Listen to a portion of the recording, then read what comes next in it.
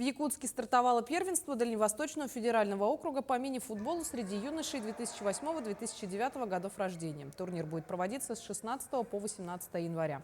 Всего в соревнованиях участвуют 4 команды из Якутска и Нерюнгри. Победители первенства поедут представлять Дальневосточный федеральный округ на финальной части первенства Российской Федерации по мини-футболу в Нижний Новгород в марте этого года. Это считается как вторым этапом первенства Российской Федерации среди юношей 2008-2009 годов рождения. Но, к сожалению, к нам с субъектов Дальнего Востока команды не смогли приехать. До последнего пытались команды Камчатки и Приморского края. Хотели приехать, но не смогли.